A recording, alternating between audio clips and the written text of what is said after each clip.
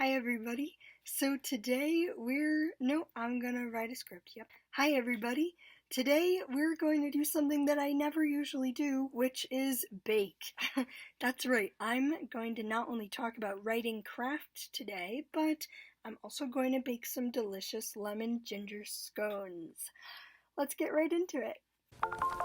Here you can see I'm showing the lovely recipe we're making today from King Arthur flour. I know the quarantine baking trend might be over by now, but I really don't care. Food is food, right?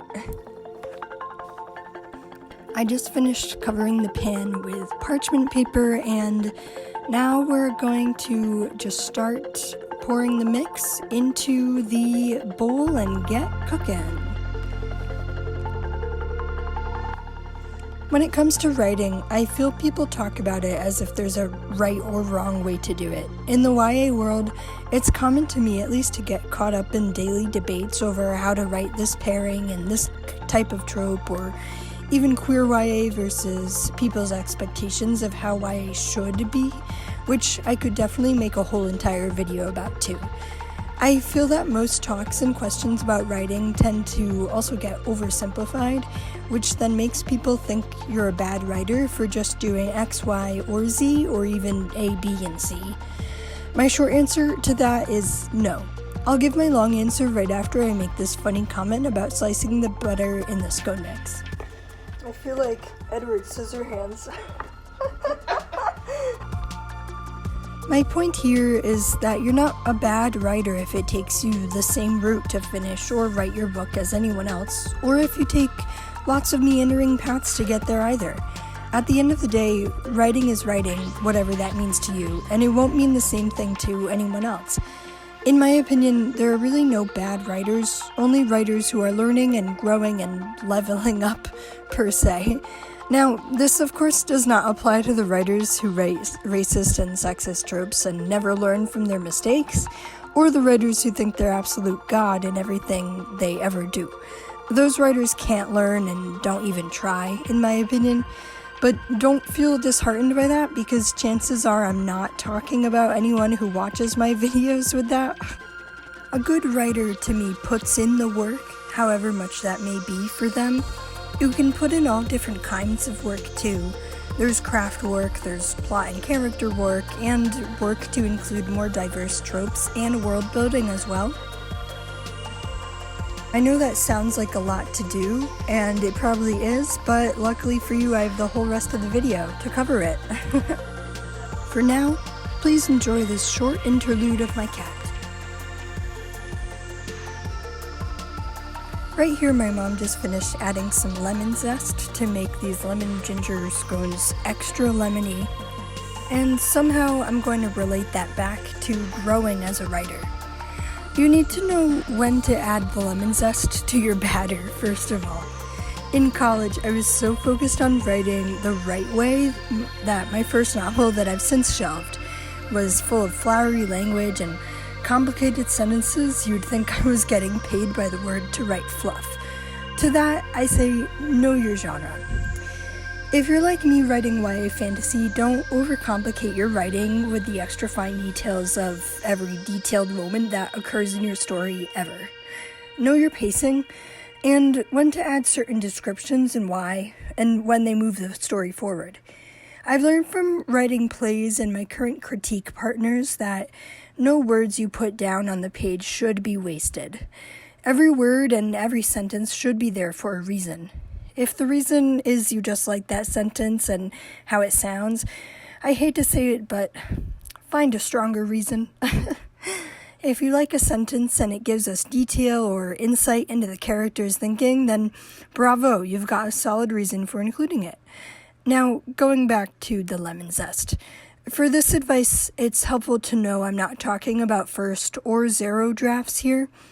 When writing for the first time, by all means throw as much lemon zest as you can at your story and characters, because you'll be writing to find out if that lemon zest was too much or too little, or just the right amount.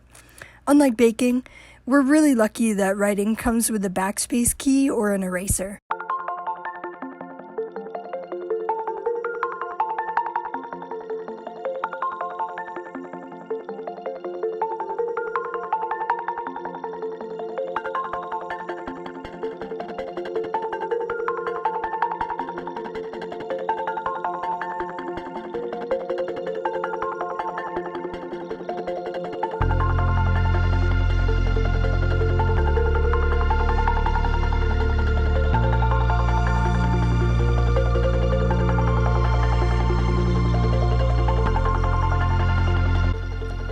As you can see here, the batter is just about done, and the next step is to actually mold it into the scones that will then bake.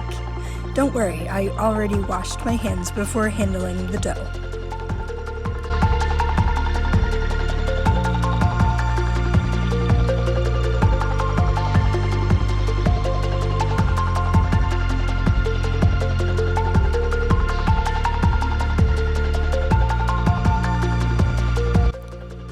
Here the scones are going in the oven to bake for 15 minutes. Oh, and here's another close-up of the scone mix if you missed it at the beginning.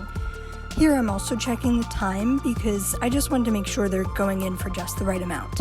And just like that, the scones are out of the oven and ready for icing. You'll see my bowl of icing I was mixing up previously now all ready to drizzle on the scones.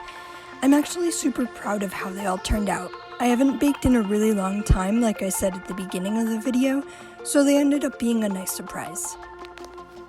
Going back to the lemon zest analogy, I think there's something to be said for drizzling icing in your writing too.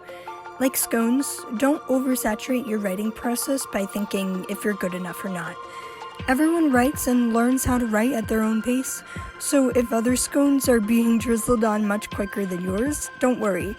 Everybody loves icing no matter what kind of scone or book it's on, and as long as there are scones, readers or eaters will come running. This reminds me of that comic where the characters baked a cake and they put it next to a super ultra fancy cake, and they're immediately disheartened by how small and boring their own cake looks. Then someone shows up ready to eat them both and is like, oh sweet, 2 cakes. It doesn't matter how fancy your cake or scone is because readers will be overjoyed to even read 2 books with the same idea done multiple different ways. Finally, the scones have been drizzled on with frosting and they're ready to eat, so I'll catch up with you when I'm tasting one. I am back here with the scone and it's time to taste it. Let's do that. Kind of looks like a grenade or something.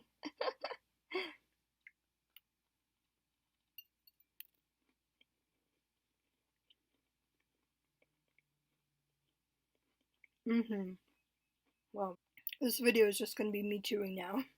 Yes. So good. So good.